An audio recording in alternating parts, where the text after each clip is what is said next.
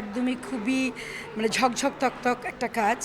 আমি বলবো যে সৌদ ভাইয়ের ডায়ালগ, স্ক্রিন প্লে, ফটোগ্রাফি, যে গানটার কথা আমি বলতে যাচ্ছি, আমি তো মানে অজয় চক্রবর্তীর গান শুনে বড় হয়েছি এবং প্রত্যেকে যে যার জায়গায় একদম ঠিকঠাক অভিনয়, মানে বোঝাই গেছে যে অভিনয়টা যে আসলে জানলে পুরো স্ক্রিনের উপর যে একটা প্রভাব পড়ে না একটা ছবির উপরে, ওই জিনিসটা পুরোটাই বোঝা গেছে এবং লাস্টে আসলে চোখে জল চলে আসছে।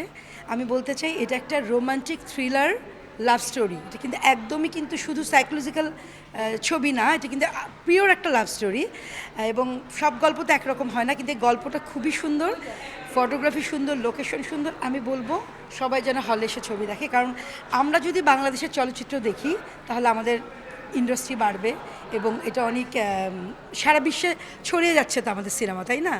আমি মনে করি দর্শক আসুক, আমরা ডিরেক্টররা অনেক উৎসাহিত বোধ করব ভালো ভালো ছবি বানাতে। 1, 2, 3 ঢাকায় জমি জিতে নিন 100% ক্যাশব্যাক সহ 20 কোটি টাকার পুরস্কার। অভিনয় আসলে আমি স্পিচলেস। নীলাকে কখনো আমার লেগেছে একদম শেষের দিকে, কখনো কখনো লেগেছে সেই যে অনেক আগে যে বরফগলা নদীতে যে বা ইডিয়েটে যে আমরা যে সুবর্ণাপকে দেখেছি, একদম আমি যেন ওটাই দেখতে পাচ্ছিলাম, যে ডায়লগ ডেলিভারিটাও পর্যন্ত ওরকম, মানে বোঝা গেছে যে অনেক ও রিহার্সাল করেছে এবং সৌদ ভাই অবশ্যই দেখিয়েছে, কারণ সুবর্ণাপা তো আর শুটিং স্পটে ছিলেন না, কিন্তু উনি ব্যাকগ্রাউন্ডে নেপথ্যে থেকে যে আর্টিস্টদেরকে অনেক রিহার্সাল করিয়েছে বা অনেক ভালো বুদ্ধি দিয়েছেন, এটা বোঝা গেছে আর কি। সব মিলিয়ে মেকআপ খুব সুন্দর ছিল, রুবাবা যে মেয়েটা মেকআপ দিয়েছে, ইন্টেরিয়র ভালো ছিল উত্তমদার। আর আমার খুব মজা লেগেছে সাজু খাদেমের অ্যাক্টিং। অবশ্যই সোহেল মণ্ডল তার জায়গায় সে ভালো করেছে।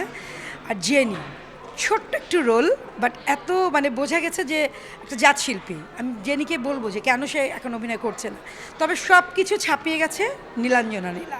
এটা একান্তই আমার ব্যক্তিগত মতামত। আসলে সুবর্ণাপা আসলে অনেক একটা কথা বলেছে একটু আগে, অজয় চক্রবর্তীর কথা বলতে গিয়ে, যে যত বড় হয় সে তত বিনয়ী হয়। সুবর্ণ আপু কথাটা বলেছে, এটা থাক, এখানেই থাক। অবশ্যই ভালো কাজের সাথে তো আমার সম্পৃক্ততা সবসময় থাকে। আর সুবর্ণ আপুকে তো সেই ছোট থেকে দেখে এসেছি, তার ফ্যান, এখনও তার ফ্যান, এবং শি ইজ অনলি ওয়ান, তার কোনো প্যারালাল নেই এবং মানুষ হিসেবে সে অসাধারণ। আসলে সে যে বটবৃক্ষ যে নুয়ে থাকে, হয়তো খুব সামান্য কিছু থাকতে পেরেছি, ওটাই হয়তো আজকে তার কাছে মনে হয়েছে অনেক বড় কিছু, এজন্য তিনি আমার নামটা বলেছেন। বাট এটা এখানেই থাক, ব্যক্তিগত কথা ব্যক্তিগতভাবেই থাক।